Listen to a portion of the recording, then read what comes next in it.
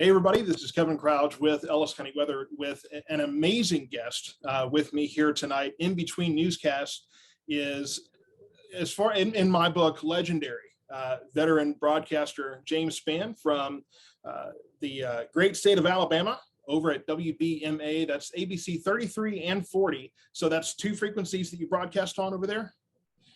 Yeah, we got all kind of frequencies these days. You got a million of them, but yeah, we're ABC 3340. This was formed in 1996, so I've been here 25 years. So it's been a good ride, great ride. Awesome, and I know you've done a lot of hard work there for sure, and we'll get into that in a second. You talked about right before this that you spent some time at KDFW here in Dallas as well. It was back in the 80s, was it? This is before you were born. I mean, I'm old as dirt. When you start talking about legendary, that just means people are old. But I was the chief meteorologist at Channel 4. And at the time, it was the CBS affiliate. This was way back in the 80s. Way back in the 80s. I was there with Ron Jackson. And I was there for 84, 85, 86. And we had great fun. We did a lot of fun things. And I love my time there. But I've been back here since the late 80s. So I was born here. I'll die here. I'll be buried here. But my time in Texas was awesome. I spent a lot of time in Ellis County, a lot of school visits down there. Waxahachie, been there many times. Awesome. Great. That's awesome. Now, were you there? I think, was it Bob Phillips? Did he work with that same station? I can't recall exactly which one it was. I think it was Channel 4. But I don't remember. So the deal is, when I was at Channel 4, Clarice Tinsley, who's still there, Clarice was there, and Steve Bosch was the other anchor. Paul Crane did sports, and the competitors, they were great. I had Troy Dungan on Channel 8, the bow tie guy, and I had Harold Taft. You talk about a legend. Harold is the legend. I completely agree. Yes, sir. And Harold was on Channel 5, the Fort Worth stations. So we were the three weather guys back in the 80s, James Spann, Harold Taft, and Troy Dungan. And it was a very interesting time. It was an amazing time. Yeah, I know David Finfrock, of course, he's at Channel 5 now. He kind of came from the Harold Taft school. So Finfrock was there at Channel 5. He worked weekends back then with Harold. And we were all young. I was in my 20s, and I think David was in his 20s back then, but it was an amazing time. And really, I think the Sentinel event that happened was not a tornado in the 80s. It was the L-1011 crash at DFW back in 1985. I was on the air when that thing happened during the 6 o'clock news on a Friday evening. And there was a pretty nasty thunderstorm out there. And of course, back in those days, you didn't have, social media and all this stuff. My hobby's ham radio, and always has been since I was 14. And I always had my ham radio transceiver with me, started listening to some of the traffic out there, and it sounded bad. And I looked back at the assignment desk, and it looked like I knew something bad is happening out there. And it was just, but that changed a lot about aviation weather, the understanding of wind shear, what wind shear can do. It changed a lot of things, but it was a horrible, horrible tragedy. But during my time in Dallas, we didn't have a lot of tornadoes. Most of the work I've done with that's been over here on the east side of the world. Right. Great. Well, you touched on social media, and that's kind of the topic I wanted to discuss a little bit. Just briefly on Ellis County Weather, I provide forecast information as well as severe weather coverage it's just Ellis County. And that's primarily through Facebook, YouTube, those kind of things. And folks have really attached to that, because when you have a television station like yours, you're covering a large area. And especially an event like April 27th, 2011, which we'll talk about shortly, you've got multiple storms going on. In fact, what struck me in watching some of the footage of that was that there was a ticker of closed schools and events and cancellations and those kind of things. Normally, we don't really see that except for like ice days and snow days and those kinds of things. So it was striking to see that such an event was on such a scale, that you're having to keep up with school closures. So I wanted to talk to you a little bit about what you addressed in your TED Talk back in 2011. I watched that, and I realized that you could have almost predicted what I'm doing now, and the way that social media has completely changed the way we communicate weather. So I just wanted to kind of ask about, that was 2011. And boy, we thought things had changed then. things have advanced so much more since that point in terms of social media. So what changes even since that point have you experienced in the way that social media has made us update and change the way we communicate severe weather information? Well, I think it's mostly good. And there's some negatives about it, obviously. And I tell people all the time, it is not a good place for your mental health. You deal with three kinds of people over here. You deal with trolls, haters, and know-it-alls, and they are nasty, and they don't care who you are. They're going to hate you. And that can crawl up in your head, and you have to have some type of defense mechanism to kind of let that go in one ear and out the other. And that's really hard to do. But on the positive side, you're going to reach people over there that you could never reach on television.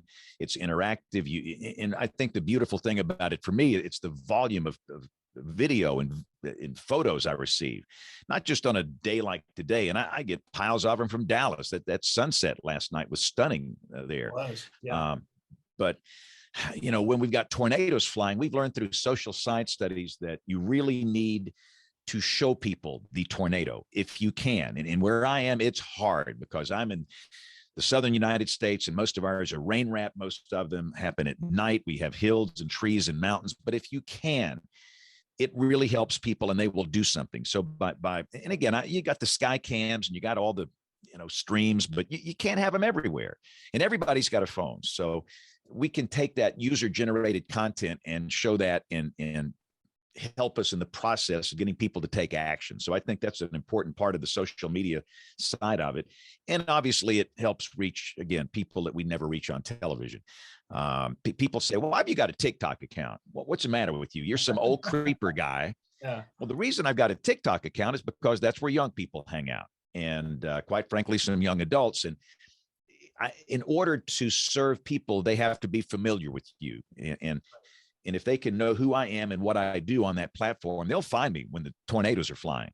And it's the same thing with all these platforms. And so it's a good way to establish a relationship with people that we serve. And when times are challenging and life is on the line and we got tornadoes and floods or whatever, they'll know who you are. So I think in most of it's good. It outweighs the bad.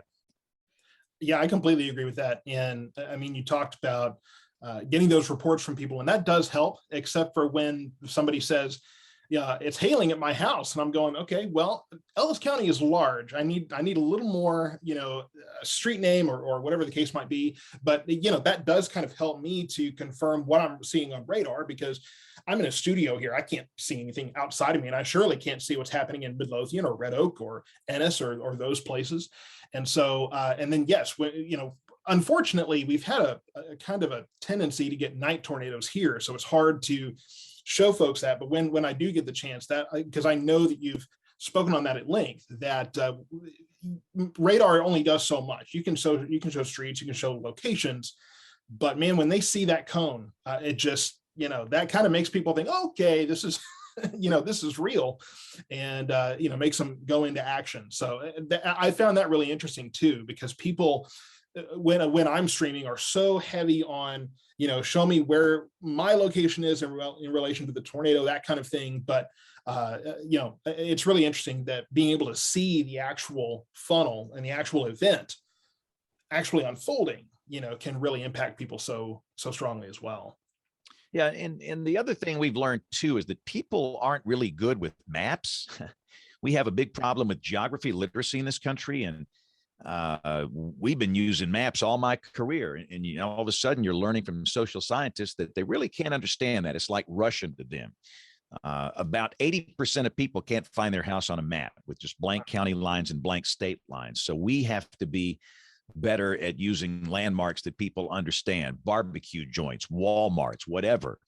And that's why, I think what you do is good, and that you just serve one county and you've got a great knowledge of the county and the people of the county, and you can do that. And that's why television meteorologists, you got to get out of your stinking office and get out and explore the territory here.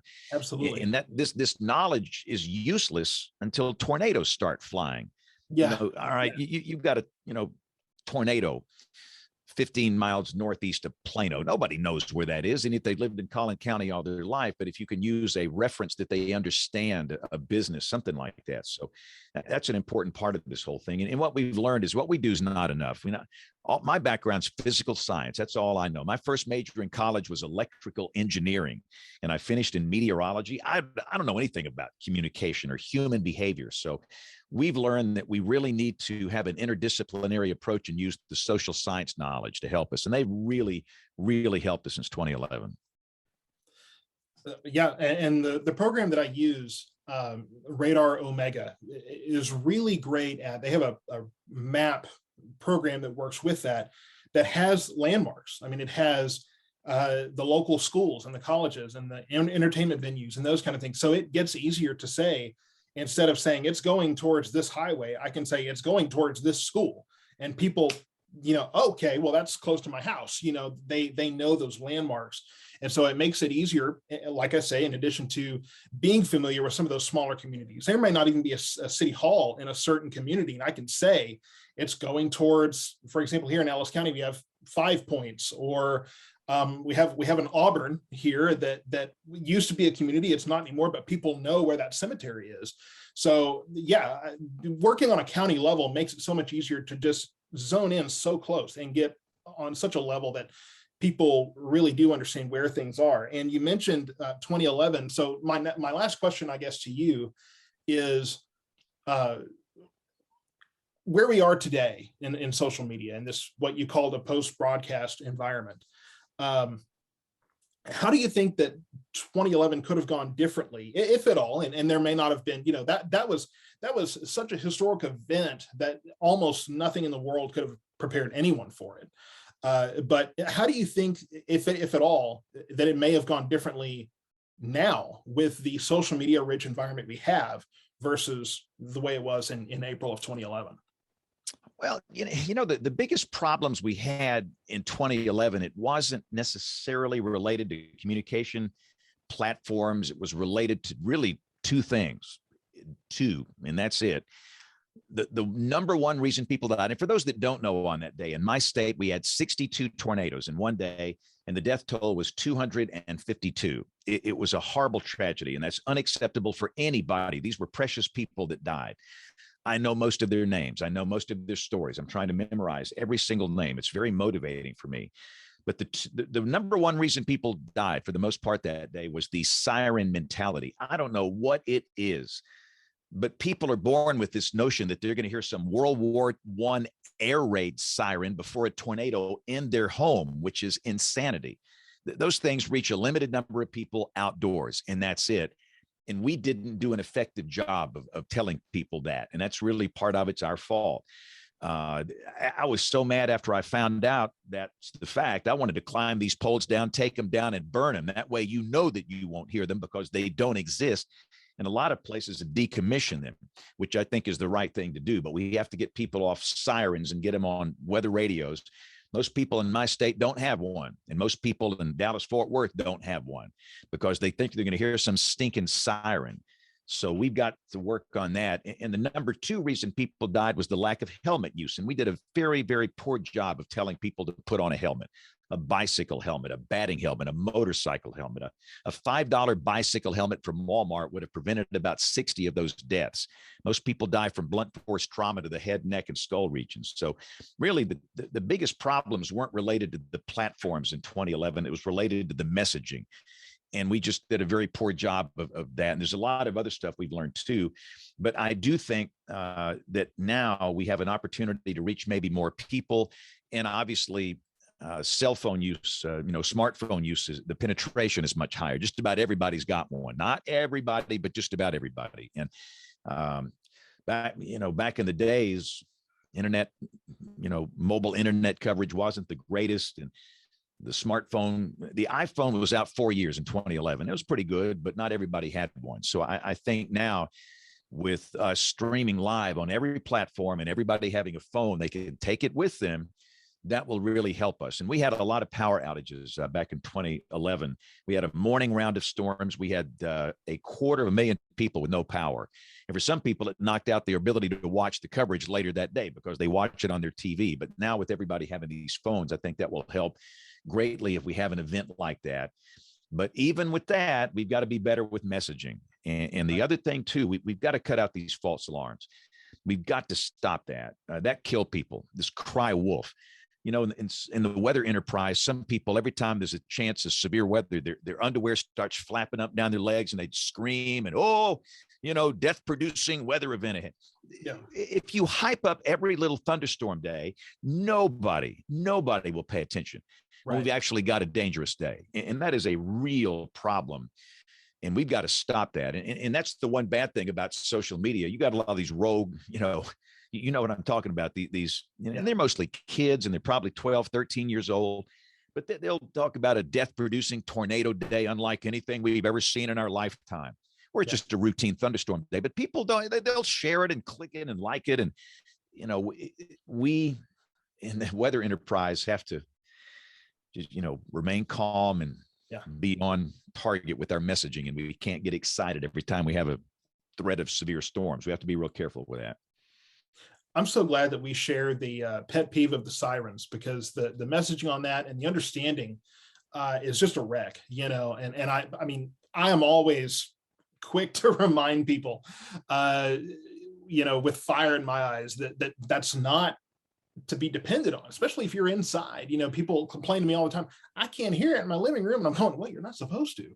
And then, what you said about crying wolf, that is huge. And the only, in the 6 years that I've been doing this, the only, I think, somewhat negative feedback that I've had was that I would go live for relatively inconsequential things. If I'm promoting I would go live just for a sponsor or something like that, and people would tell me, don't do that unless it's something real. So for me, them getting that live notification is equivalent to breaking into a football game or The Bachelor or whatever people are watching that they get upset about that we break into. And we always have those people that are upset that we're breaking in while we're trying to save lives here, that kind of thing. But that's definitely something that has transcended over to social media, because people are going, don't get my attention unless I need to be paying attention. And I joke with people that thunder is my notification bell.